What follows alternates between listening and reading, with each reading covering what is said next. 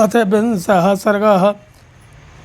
भीष्मे सर्ग में ततो वरिष्ठां ध्वजनीं सुग्रीवेणाभिपालितां ददर्थ राक्षोभ्येत शार्दूलो नाम वीरवान् चारो राक्षसराजस्य रावणस्य दुरात्मनः तां दृष्ट्वा सर्वतो व्यग्रां प्रतिगम्य स राक्षसः अभिश्लङ्कां वेगेन राजानमिदमब्रवीत् एक वै वानरक्षौघो लंकां समभिवर्तते खगादश्वाप्रमेयश्चोदतीयो सागरः। इसी बीच में दुरात्मा राक्षस राज रावण के गुप्तचर पराक्रमी राक्षस शार्दूल ने वहां आकर के सागर तट पर छावनी डाले पड़ी हुई सुग्रीव द्वारा सुरक्षित वानरी सेना को देखा। सब और शांत भाव से स्थित हुई उस विशाल सेना को देख करके वह राक्षस लौट गया और जल्दी से लंकापुरी में जाकर राजा रावण से यूँ बोला कि महाराज, लंका की ओर बानरों और भालुओं का एक प्रवाह हिस्सा बढ़ा चला आ रहा है। वह दूसरे समुद्र के समान अगाध और असीम है। पुत्रौ दशरथस्य हेमौ भ्रातरौ राम लक्ष्मणौ उत्तमौ रूप संपन्नौ सीताया पद्मागतौ। राजा दशरथ के ये पुत्र दोनों भाई श्री राम और लक्ष्मण बड़े ही रूपवान और श्रेष्ठ वीर हैं। वे सीता का उद्धार करने के लिए आ रहे हैं।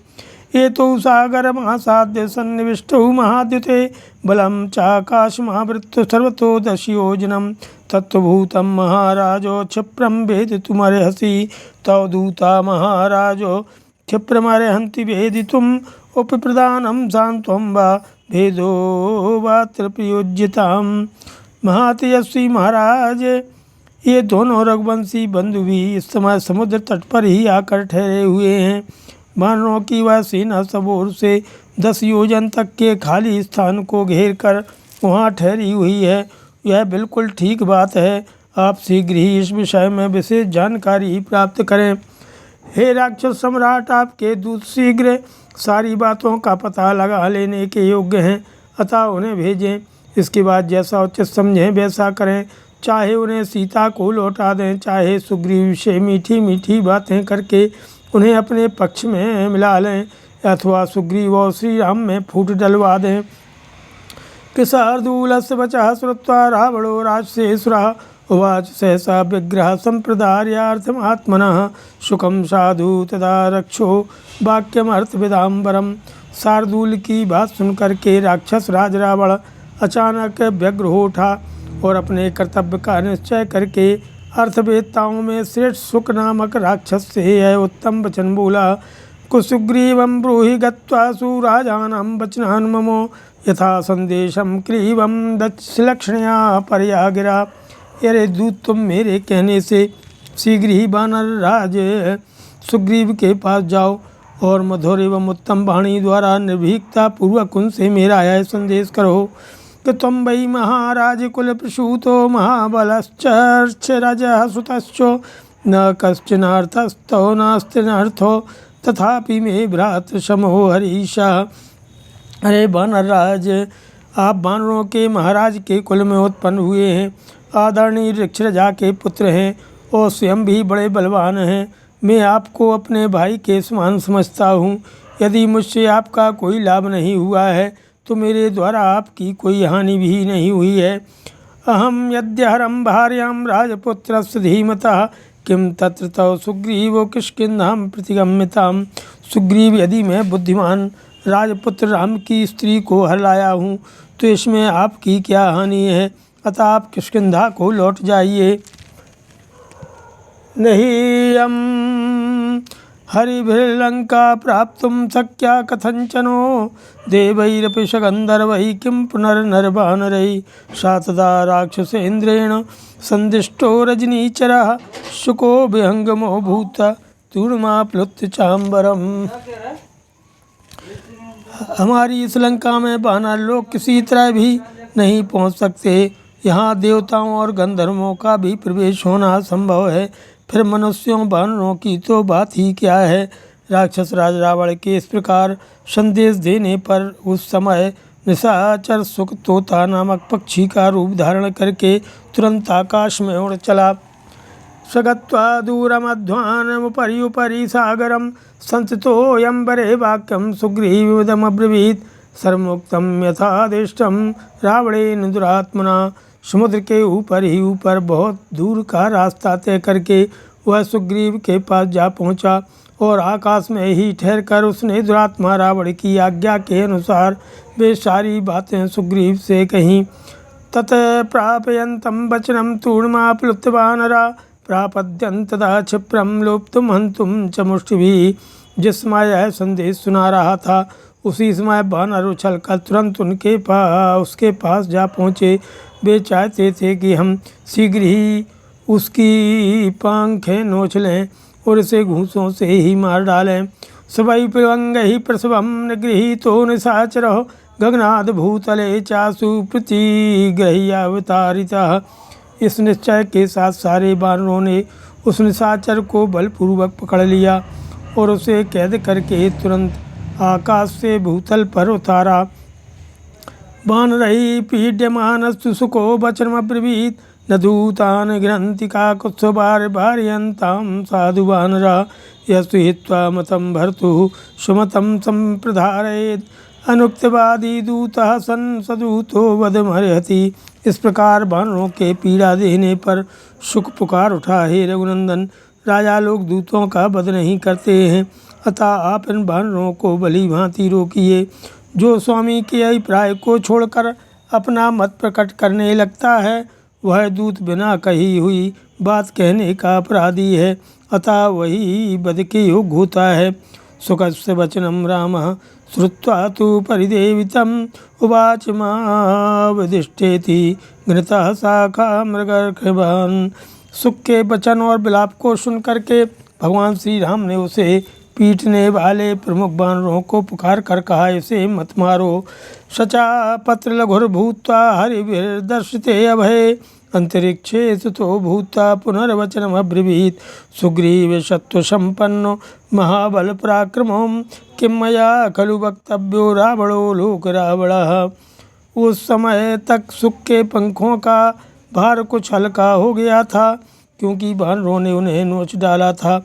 फिर उनके अभय देने पर शुक आकाश में खड़ा हो गया और पुनः बोला कि महान बल और पराक्रम से युक्त शक्तिशाली सुग्रीव, समस्त लोगों को रुलाने वाले रावण को मुझे आपकी ओर से क्या उत्तर देना चाहिए।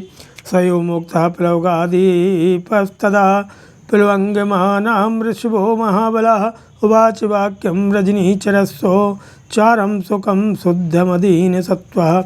सुख के इस प्रकार पूछने पर उस समय कपिशिरोमणि महाबली उदार चेता वानरराज सुग्रीव ने उस निशाचर के दूत से यह स्पष्ट एवं निश्चल बात कही, न मेऽसि मित्रं न तथानुकंप्यो न चोपि कर्तासि न मे प्रियोषि अरिश्च रामस्य सहानुबंधः ततो शिवालीव वधार्य वध्य।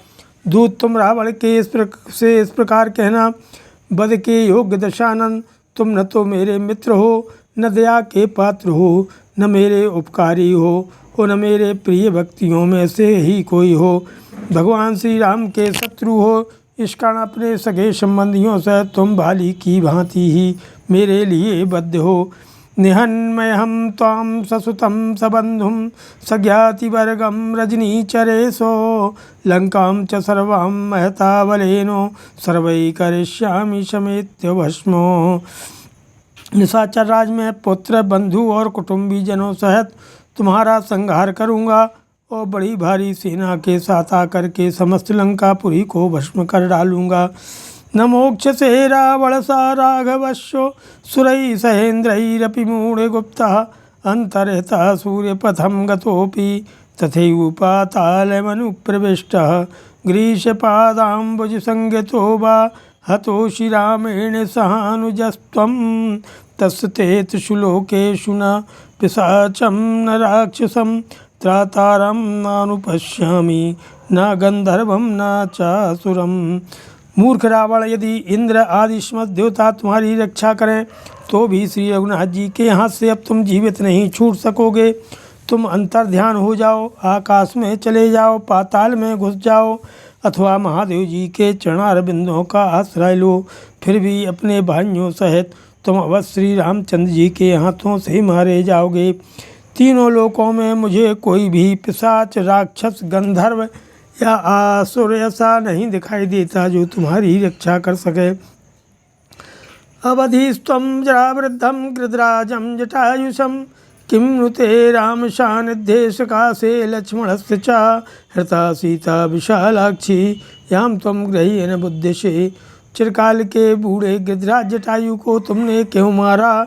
यदि तुम में बड़ा बल था तो श्री राम और लक्ष्मण के पास से तुमने विशाल लोचना सीता का अपहरण क्यों नहीं किया? तुम सीता जी को ले जाकर अपने सिर पर आई हुई विपत्ति को क्यों नहीं समझ रहे हो?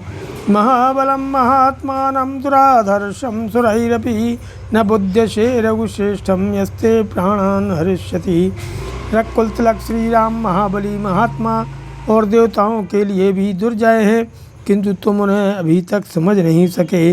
तुमने छिपकर सीता का हरण किया है, परंतु वे सामने आकर तुम्हारे प्राणों का अपहरण करेंगे।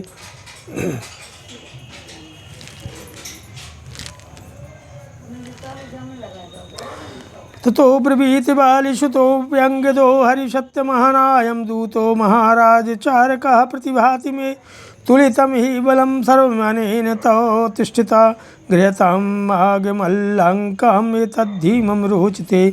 इसके बाद वानर शिरोमणि बाली कुमारांगद ने कहा, महाराज मुझे तो यह दूत नहीं कोई गुप्तचर प्रतीत होता है। इसने यहाँ खड़े खड़े आपकी सारी सेना का माप तोल कर लिया है, पूरा अंदाजा लगा लिया है। अतः से पकड़ लिया जाए, लंका को न जाने पाए, मुझे यही ठीक जान पड़ता है।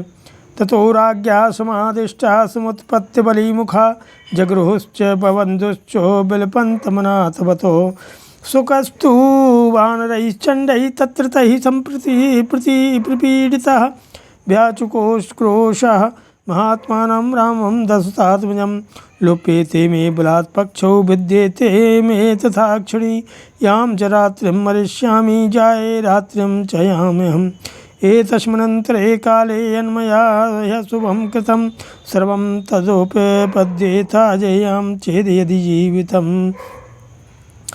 फिर जो राजा सुग्रीव के आदेश से वानरों ने उछल कर उसे पकड़ लिया और बांध दिया, वह बेचारा अनाथ की भांति विलाप करता रहा। उन प्रचंड वानरों से पीड़ित होकर के सुख ने दशरथ नंदन महात्मा श्री राम को बड़े जोर से पुकारा और कहा कि हे प्रभु, बलपूर्वक मेरी आँखें नोची और आँखें फोड़ी जा रही हैं। यदि आज मैंने प्राणों का त्याग किया तो जिस रात में मेरा जन्म हुआ था और जिस रात को मैं मरूंगा, जन्म और मरण के इस मध्यवर्ती काल में मैंने जो भी पाप किया है वह सब आपको ही लगेगा। नाघात यदा रामः श्रुत्वा तत्परिदेवितं वानरान् अब्रवीत् रामो मुच्यतां दूतयागतः। उस समय उसका वह विलाप सुन करके श्री राम ने उसका वध नहीं होने दिया। उन्होंने वानरों से कहा, छोड़ दो, यह दूत होकर ही आया था। श्रीमद् रामायण वाल्मीकि आदि काव्य युद्धकांडे 20 सर्गः। सियावर रामचंद्र की जय।